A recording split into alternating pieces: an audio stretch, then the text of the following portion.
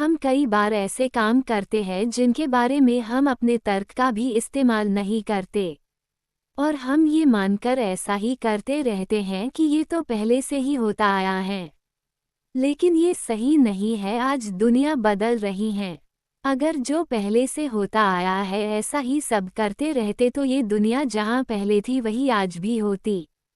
बहुत सी ऐसी ही प्रथा चली आ रही हैं जिसके बारे में किसी को कुछ नहीं पता, लेकिन फिर भी सभी उन्हें इसलिए अपनाते हैं कि ऐसा तो पहले से होता आया है, जिससे उनके धन व समय का नुकसान होता है। एक बार एक साधु गांव से दूर जंगल में एक कुटिया में रहता था। वह अक्सर गांव में कुछ दान दक्षिणा के लिए आता रहता था। एक बार वह गांव से अपनी कुटिया के लिए जा रहा था।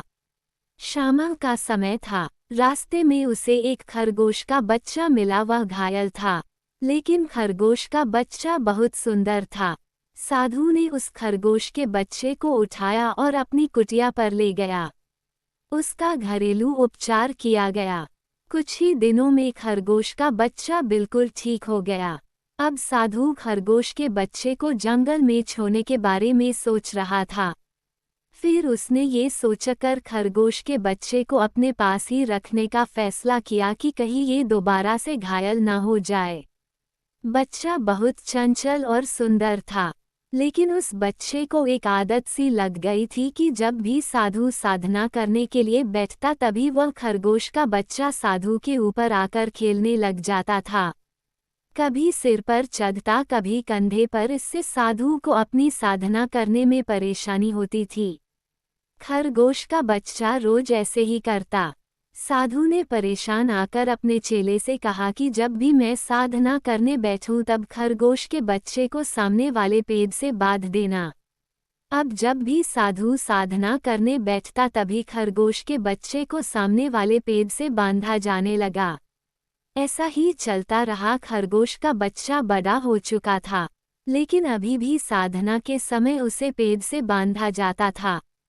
कुछ दिनों के बाद उस साधु की मृत्यु हो जाती है।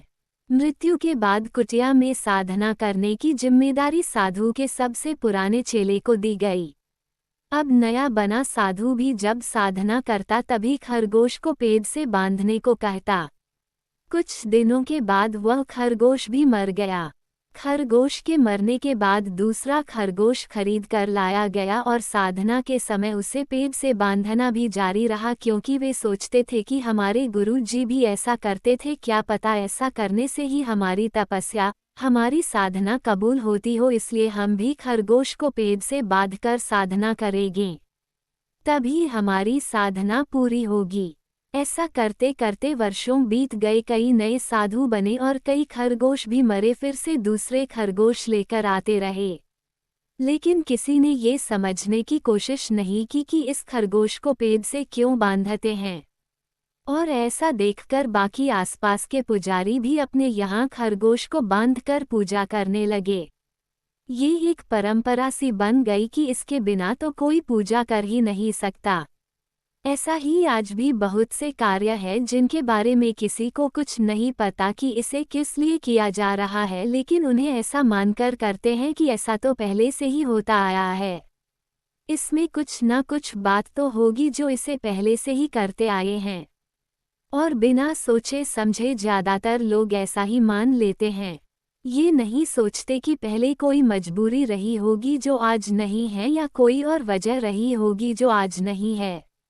इनसे हमें कुछ लाभ भी हैं या बस अपना वक्त ही खराब कर रहे हैं।